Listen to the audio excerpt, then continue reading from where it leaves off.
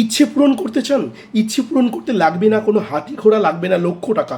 ছোট্ট এই টোটকা আপনার ইচ্ছে পূরণের সাথী হবে। তো চলুন দেখে নিই আজকের এপিসোডে আপনার ইচ্ছে পূরণের জন্য কী টিপস রইল।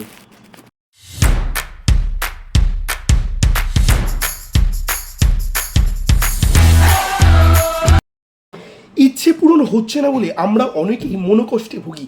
অনেক চেষ্টা করার পরেও আমরা আমাদের স্বপ্নের ইচ্ছা পূরণ করতে পারি না। তার জন্য আপনাকে যেটা করতে হবে, যে কোনো অমাবস্যার দিন এই টোটকাটা কিন্তু করতে পারবেন। যেদিন করবেন তার থেকে ঠিক 7 দিন আগে থেকে আপনাকে কিন্তু নিরামিষ আহার গ্রহণ করতে হবে। পেঁয়াজ রসুন খেতে পারবেন, মাছ মাংস ডিম এই 3টে জিনিস কিন্তু আপনাকে বর্জন করতে হবে।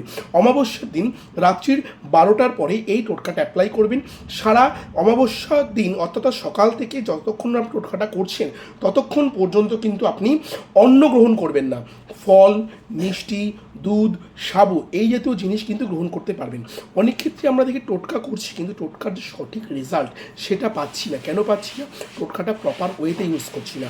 টোটকাটা করবার সময় প্রতিটা গাইডলাইন প্রপার ওয়েতে ফলো আপ করছি না। তাই জন্য কিন্তু আমাদের টোটকাটা বিফল হয়ে যাচ্ছে।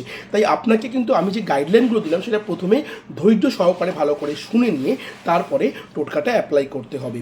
ওই দিন সংগ্রহ করে নেবেন কাঁচা গরুর দুধ, অর্থাৎ গরুর দুধ কাঁচা অবস্থায় রাখবেন, ফ্রিজে রাখতে পারেন, কোনোভাবে জাল দেবেন না কিন্তু, তাহলে কিন্তু টোটকাটা অ্যাপ্লাই করতে পারবেন না।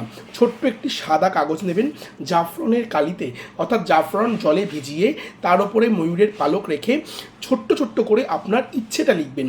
দেখা যাবে এমনভাবে কোনো দরকার নেই, আপনি আপনার মতো লিখে যাবেন, কারণ জাফরানের কালি খুব হালকা হয়, অনেক সময় ভিজিবল হয় না।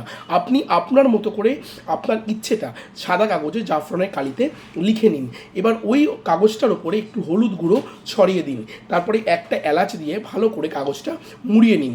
মোড়ানোর পরে আপনি একটি 4মুখী প্রদীপ, অর্থাৎ 4টে মুখ আছে এরকম একটা প্রদীপ প্রথমে নিয়ে নিন, তাতে সরিষার তেল দিন, সলতে দিন, দিয়ে 4মুখী প্রদীপটা ভালো করে জ্বালিয়ে নিন।